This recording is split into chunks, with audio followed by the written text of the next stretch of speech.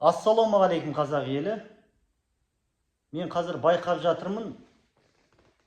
Қазақстанда өте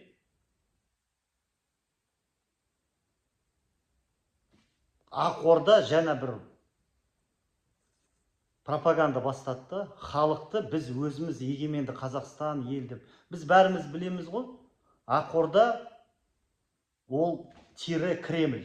Ақорданың артында Кремльдің құлақтары шығып тұр. Сондықтан мынау қазіргі патриоттар айтып жатқан мен жерде интернеттен қарап отырмын, мынандай: у России с Беларуси свои маневры, у нас свои деген Марғұлан Боранбай айтып жатыр. Какие свои? Министр обороны, выпускник Академии Генштаба Российской Федерации, ФСБдан проверкадан өткен, Қазақстан высшее руководство, әскер бәрі Ресейден бітіріп келген.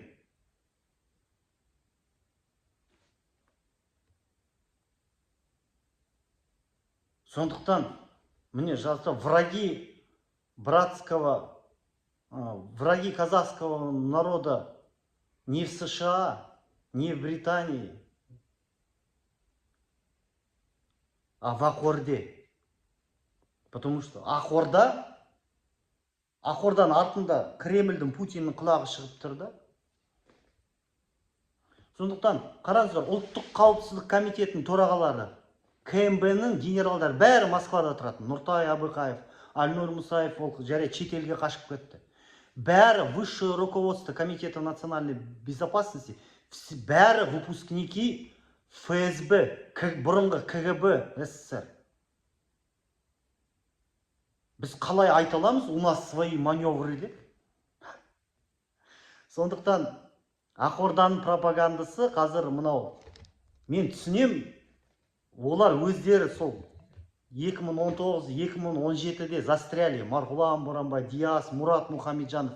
Бірақ өз мүмкін сауатсыз аудиториясы бар шығар, который по фене ботает. Бірақ біз көріп тұрмыз ғой. Тимур Турлов, Владимир Путиннің өкілі, қазір советник Тоқаева паспорт алды. Ресейдің бүкіл капиталын Қазақстанға келіп легализовать етіп жатыр. Тоқаевтың досы. Тоқаев Путинді қолдайды. В военном плане Россия непобедима деп айтты. Тоқаевты қолдайды. А Марғұлан Боранбай, Диас Құзы, Мұрат Тоқаевты қолдайды, Тоқаев Путинді қолдайды. Одан қандай қорытынды шығарамыз? Марғұлан Боранбай, Диас Құзы, Мұрат Мұхамеджан бәрі Путинді қолдайды.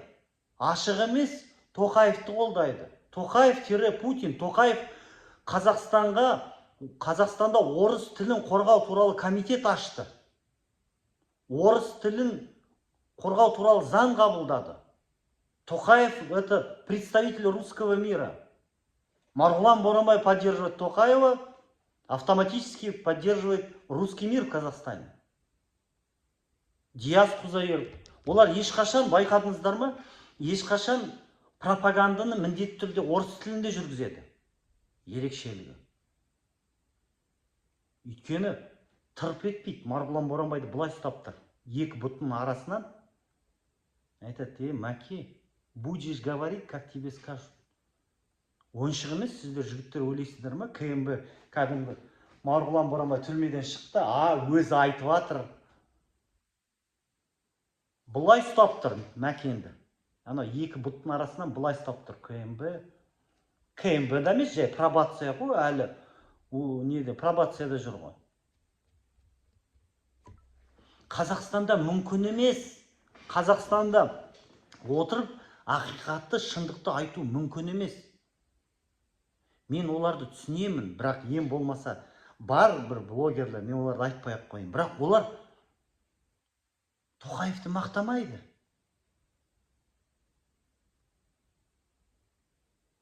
Ерекшелігі сол да.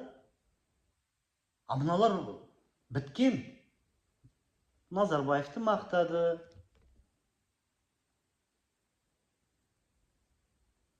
Одан кейін Қосановқа жүгірді, Қосановты қолдады Марғұлан Боранбай. Ойлаған ғой енді саяси несі жоқ та сауаты. Президент болады деп ойлайды. Маған звондады, қуат барып интервью алайық, Қосановтың ауылын түсірейік деп. Солай айтып жүрген адам Тоқаевты қолдайды. Ертең Скляр болса, Склярды да қолдайды. Айтады, о, Скляр қазақша сөйлейді ғой. Біздің 400 ана мына ойынға келтіріп, өйткені бұтынан, екі бұтын арасынан Мәкенді бұлай ұстаптыр. Ұлттық қауіпсіздік комитет, ішкі істер министрлігі, прокуратура тырп еткізбейді. Қазақтар білесіңдер ғой, Қазақстанда тұрасыңдар ғой. Енді неге біз 200-ді лицемер болып, иә деп, ана өтірік Аслан Төлегенов, сепаратистер, біз оған қарсымыз. Бірақ біз білеміз ғой, он с разрешения КМБ они ходят по Казахстану. Ұлттық қауіпсіздік комитет біледі ғой. Бірақ бұл қойылымды жіппен соны ойнатады. Өйткені Марғұлан Боранбай ойнауға келеді. Диас та келеді, уголовное дело возбуждено, они это. Біз олай келмейміз, бізді енді сол айырмашылық солда. Жігіттер былай, сен шетелге қашып кеттің, ал жерде отыр, ал не пайда одан? Биліктің әңгімесін айтып кет, не пайда, егерде за ниточки дергает. Халықты бір арнаға аудару үшін өтірік.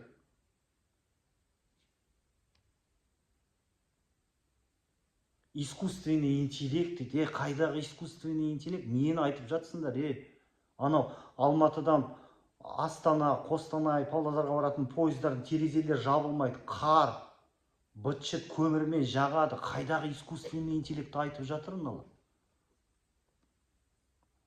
Қайдағы послание президенті Тоқаев к народу Казахстана? Қазақтар, мен Марғұлан Боранбайға қарсы емеспін. Бірақ адам көрініп тұр да артында. Мынау Кремльдің пропаганда, Ақорда, Ақорданың артында Кремль тұр ғой. Көрініп тұр да, анау кәдімгі өз аудиториясын.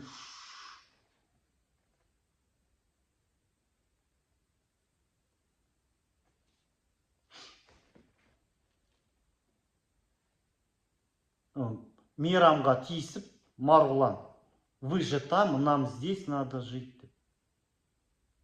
Не, дұрыс, жить, зачем народ оболванивать? Послание Тоқаева. Сен 2019-да қаңтар болды, қаншама қазақтың қаны төгілді. 4 жасар Айкөркем туралы айтпайды бұлар. Ана 10 жастағы Сұлтан туралы айтпайды. Айтқызбайды. Бұтынан бұлай ұстаптыр, тырп еткізбей. Айтқызбайды. Он айтады, Мәке, будешь говорить то, что скажут. Понял? Нет, а туда пойдешь. Осылай жестко сөйлейді. Менттер, оперлар, ұлттыққа. Мен оларды түсінемін. Жай сендер бұл сол картинаны бөлу керексіңдер. Аянышты жағдай, диктатура. Солай. Бірақ оларда бір мүмкіншілік болды үндемеуге. Бірақ олар басқа жолды таңдады. Қаншама қазақтың қаны қаңтарда төгілді.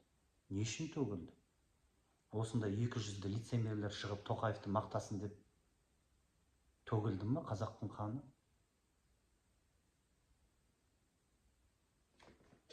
Әрине олар оның туыстарына оқ тимеді, балаларына. Бірақ біз қазақ айтамыз, әр қазағым жалғызым дейміз.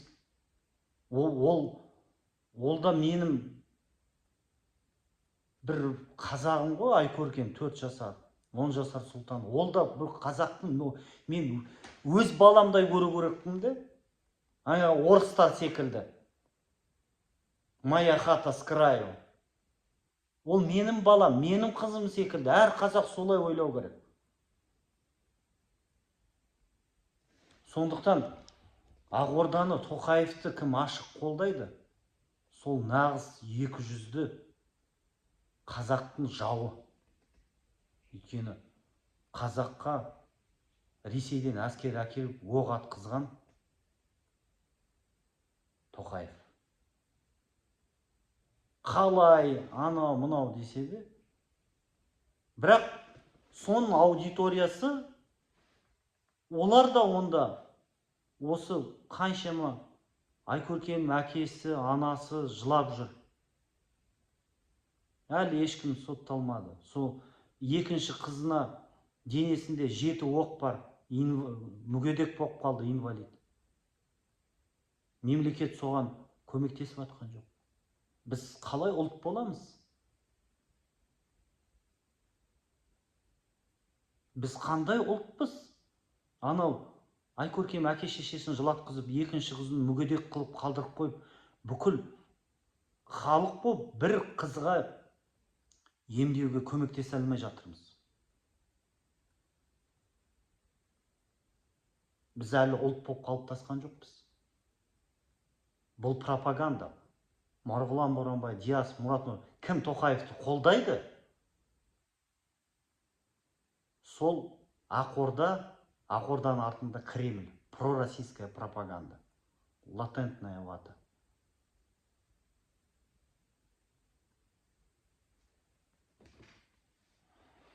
Қазақстанда шындықты айтқызбайды, осыны естен шығармаңдар. Бұлай ұстайды.